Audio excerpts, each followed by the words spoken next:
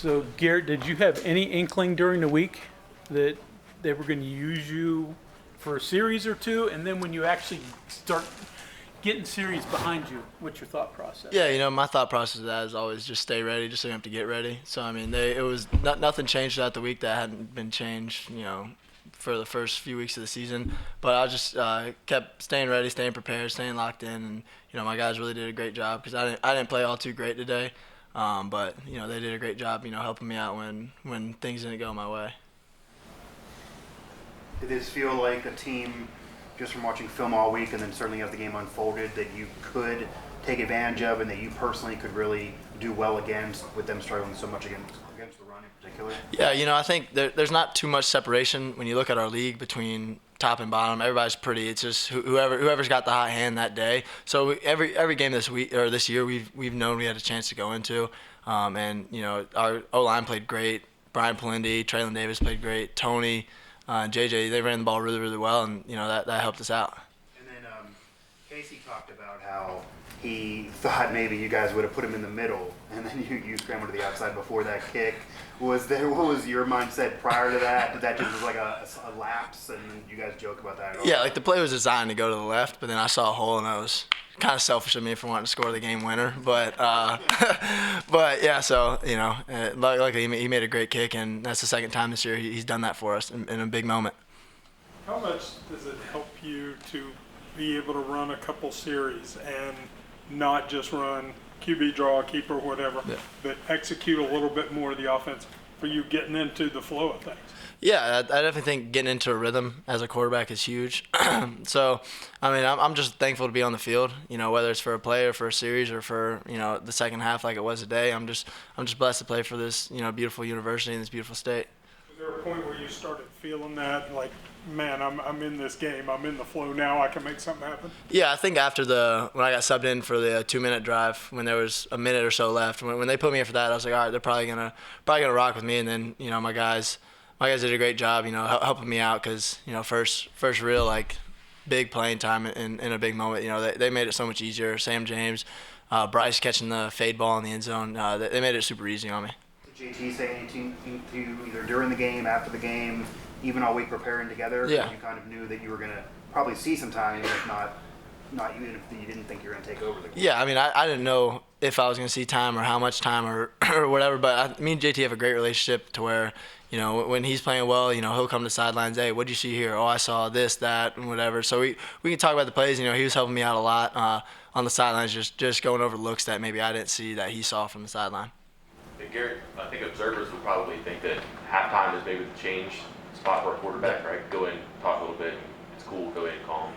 Very different before the end of the half, I would guess. Mm-hmm. I don't give a preference, it seemed like it worked out well, but is it any different maybe going into the first half as opposed to starting the third quarter? Yeah, I really didn't even know I was going out for the second half until right before they were about to kick the ball off. They're like, Garrett, you're hot, like, you're up. So I really didn't know. I thought that, they were going to roll with JT, but, like thankfully they picked me to lead them out there, and, our guys got the job done. What was halftime like then? Halftime, we were just going over what they were doing and stuff, what we liked against it, and then that was really it. And then we came out of half, and then, eventually got it done. How have you been able to mentally handle? Obviously, you have a great relationship with JT. You may have last year with Daggy, but just mentally having to wait your turn, not fully being the starter, feeling confident in yourself, trying to improve your game. Just mentally, how have you dealt with that? Because that'd be frustrating for you. Yeah, I think JT and Jarrett last year were there's two of some of the best prepared quarterbacks I've ever been around. They know the game plan through it and in and out. They know what they're going to do on specific downs. They know what we need to attack them with. So really just be able to sit back and observe that from kind of a distance, but kind of in the mix with them too. Between those two guys has really helped me out a lot. Just furthering my knowledge of the game and knowledge of the game plan and stuff like that. What can you take us through that kind of busted play where you went to hand the ball off and nobody was there, and then you go and run down inside the 5? Yeah, I was actually that was my fault. You would like for the play to end up with the running back in his hands, but no, it was just miscommunication between me and the running back, and that's on me. But it worked out. At what point during that, I mean, did you kind of realize, you're like, oh, this is me now? You go, Well, I was looking back there and I was holding it. And I was like, he's taking a while to get here. And I looked back, he wasn't there. I was like, oh, I gotta go do something with it. So luckily, like the seas kind of parted, and we ended up getting a pretty good play out of it. 4th and 3 on the final drive. Yeah. At the timeout, can you take us through what you saw in that play? Yeah, it was just a screenplay to Bryce, and Bryce, he's 220. He's a huge guy, and if you get the ball in him, like he's falling forward for 3 yards no matter what. So I was confident in our guys and our line. I think our offensive line did a great job today. I don't know how many we rushed for, but they were mauling the guys up front, and that was something we harped on this week, was to be able to run the ball, and I think our O-line did a tremendous job of that today. Any nerves in that last drive? I mean, you haven't played that much, and it's a game-deciding decision, situation. So, what's your thought process, your nerve process in that moment?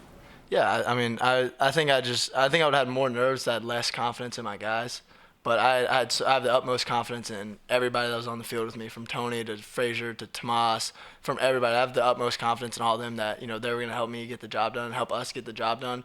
So I was fully confident going into that drive. Were you aware that they were going to call the fake punt there? I don't know what type of What'd you say? Fake punt. Did you have a heads up that was coming or anything? Was it quick? As soon as we came off the field, they were just like, "Hey, stay here. Like we're running the fake punt." And I don't really know what scheme it was, but I know Sam James did a heck of a job and got the first down. And then that really sparked us to, then we got back on a roll and ended up punching it in. Do you feel like you proved anything in terms of yourself as a passer? Because I think nobody's really surprised by what you can do on the ground, but especially that touchdown to Bryce, that was a pure passer type quarterback throw, and then even beating Oklahoma of all teams, what's happening against Oklahoma for you, experience a loss, the program had to beat them.